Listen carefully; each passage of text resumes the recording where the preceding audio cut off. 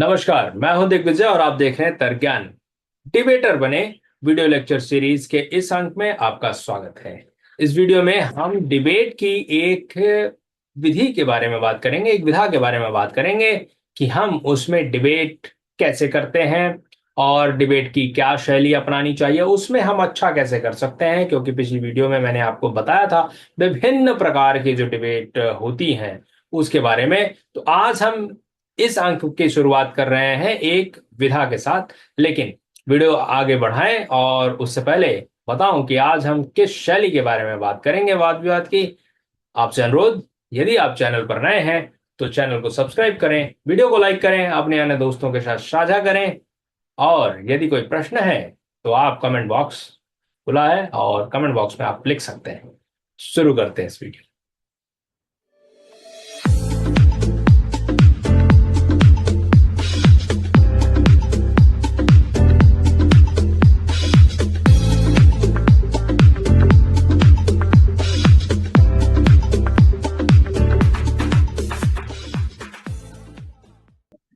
Debater बने video lecture series की इस अंक में हम बात करने जा रहे हैं कन्वेंशनल वाद विवाद प्रतियोगिता के बारे में, या कन्वेंशनल वाद विवाद क्या होती है।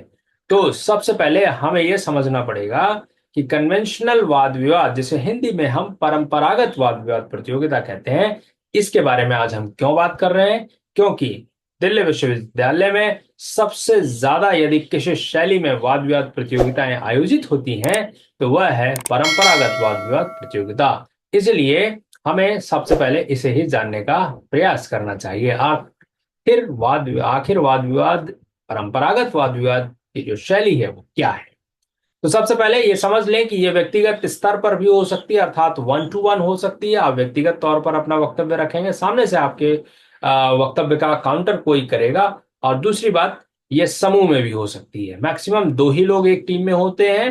और देखिए ये किस तरीके से होता है, अब इसके ऊपर चर्चा करेंगे। सबसे पहले यदि व्यक्तिगत तौर पर है तो आप अपना वक्तव्य रखेंगे, सामने से आपके वक्तव्य का काउंटर आ जाएगा। ध्यान रखें, इसमें काउंटर वक्तव्य नहीं होता, अर्थात प्रति वक्तव्य नहीं होगा। ठीक है, कि आप अपने विरोधी की बात को काउंटर कर सके, ऐसा नहीं होगा। आपने एक बार अपनी बात रख ली, आप फिर दूसरे को मौका मिलेगा कि वो अपनी बात रख सकते हैं। ये व्यक्तिगत तौर पे होता है।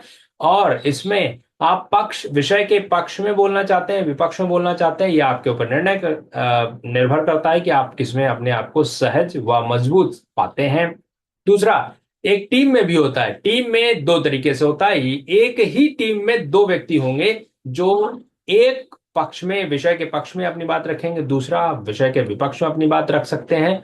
और एक इसी कन्वेंशनल में ही ऐसा हो सकता है कि एक टीम के दोनों लोग पक्ष में ही अपनी बात रखें या विपक्ष में ही अपनी बात रखें, मतलब दोनों सदस्य एक ही पक्ष में अपनी बात रखेंगे। ये आपको समझने की आवश्यकता है। ये तो डिबेट होती है ऐसे। अब इसका विषय कैसे मिलता है? विषय आपको 2-4 दिन पहले बताया जा सकता है, महीनों भर पहले बताया जा सकता है, जिसके ऊपर आप तैयारी कर सकते हैं।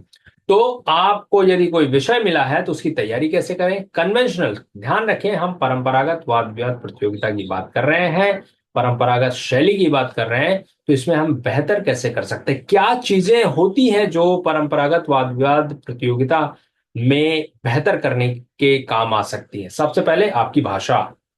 यदि आप एक भाषा का चयन करते हैं और उसी भाषा में अपना पूरा वक्तव्य रखते हैं तो ये एक अच्छा संकेत, अच्छी छवि गढ़ने में सहायक होगा आपकी। दूसरी बात ये कि यदि आप मिक्सअप करते हैं, जैसे हम लोग इंग्लिश बोलते हैं और हिंदी के शब्दों में इंग्लिश के शब्दों को मिलाकर लगाकर और बोलना शुरू कर देते हैं। कि जैसे मैं कहूं कि आपको आज आपको पता है कि सभी की नीड है। भाई नीड बोलने की जरूरत नहीं है, सभी की आवश्यकता है, बोलिए। ठीक है, जैसे बोलते हैं कि यह जरूरी काम, ये बहुत ही इंपॉर्टेंट काम है। इंपॉर्टेंट बोलने क्या, बहुत ही महत्वपूर्ण काम है। तो ऐसे छोटे छोटे वक्तव्यों को बोलने के लिए भी अंग्रेजी के शब्दों को घुसेड़ देना, जैसे इंग्लिश कहा जाता है, तो इसे हम लोग जो है अवॉइड करना चाहिए अगर आप कन्वेंशनल में जा रहे हैं। क्यों? क्योंकि आपकी भाषा शैली का बहुत बड़ा प्रभाव पड़ता है निर्णायक पर। यदि आप एक भाषा में बोल रहे हैं, इंग्लिश में बोल रहे हैं तो इंग्लिश में बोलिए, पूरा इंग्लिश में बोलिए, कोई जरूरत नहीं है। और दूसरा, अगर आप हिंदी में बोल रहे हैं तो हिंदी के शब्दों का चयन कीजिए, अंग्रेजी के शब्दों का चयन मत कीजिए। ये एक, अगर आप डिबेट कर रहे हैं तो इस बात का ध्यान रखें, क्योंकि हमारे समय में बहुत जगहों पर ऐसा होता था कि अगर आप अंग्रेजी के शब्दों का इस्तेमाल कर रहे हैं तो आपको डिस्क्वालीफाई कर दिया जाता।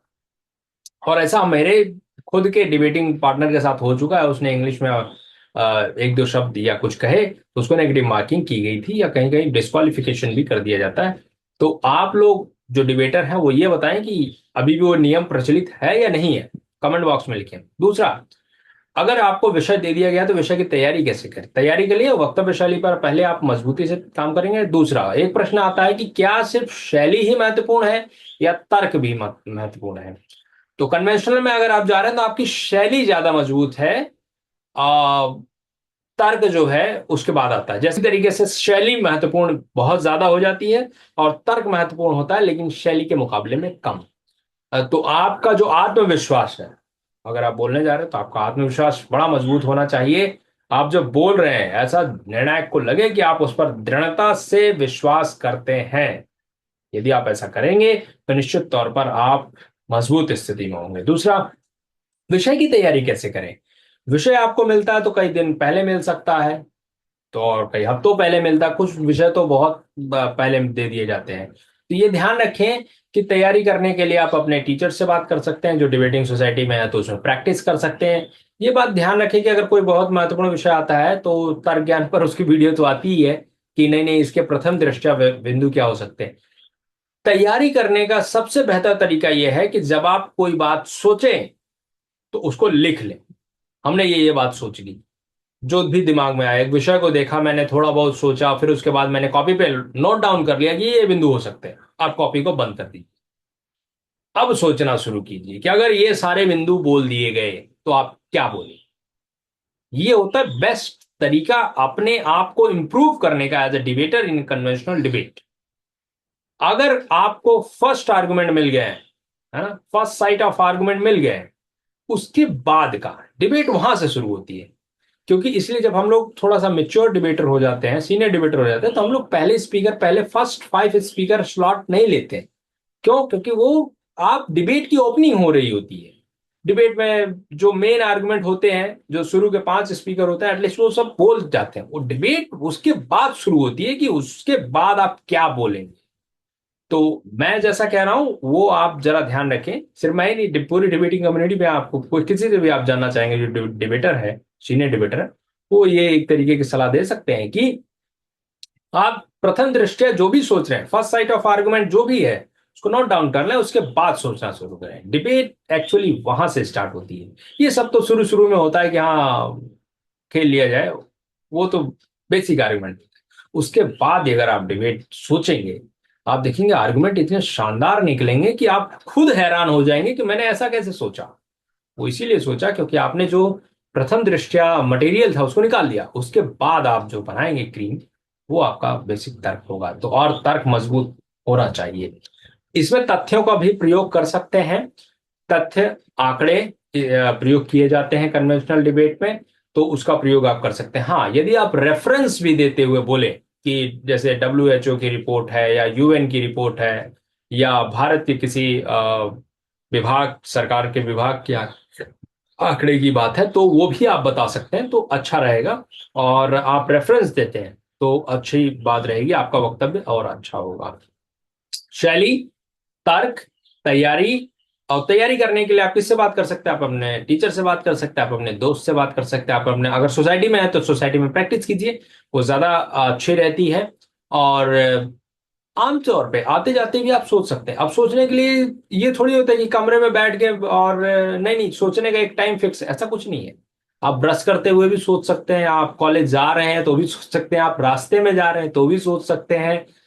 हाँ, ये ध्यान रखें अगर आप टीम में हैं तो आप अपने टीम पार्टनर के साथ कोऑर्डिनेशन बैठाना बहुत जरूरी होता है कन्वेंशनल डिबेट में। अगर आप कोऑर्डिनेशन बैठा कर जा रहे हैं तो निश्चित तौर पर आप अच्छा करेंगे। क्योंकि कन्वेंशनल डिबेट में ये होता है कि नहीं नहीं, ये एक आइडियोलॉजी का व्यक्ति है तो इस तरीके के चीजों को ये ज्यादा अच्छे तरीके से हैंडल कर सकता है। और मैं डिबेटर बनने के लिए कह रहा हूं तो इसका मतलब मैं ये नहीं कह रहा हूं कि आप एक आइडियोलॉजी को पकड़ के रखें।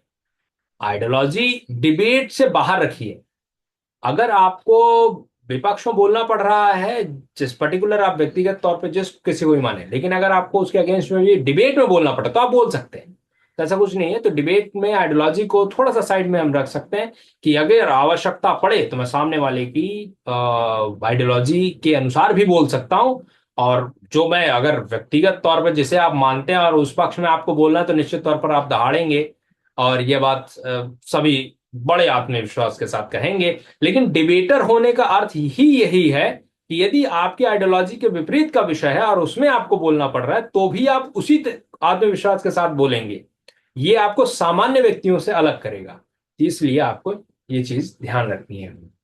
तो कन्वेंशनल में और कुछ यदि आप जानना और समझना चाहते हैं तो आप कमेंट कर सकते हैं और उसके बारे में मैं आपको जरूर बताऊंगा। और सीनियर डिबेटर अगर कुछ बताना चाहें तो निश्चित तौर पर उनका स्वागत है और कमेंट बॉक्स में वो लिखें।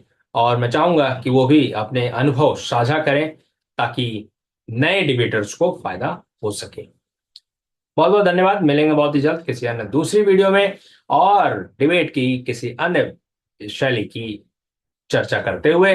तब तक के लिए आपसे अनुरोध यही है कि वीडियो को देखें, लाइक करें, कमेंट करें और अपने अन्य दोस्तों के साथ साझा जरूर करें। धन्यवाद।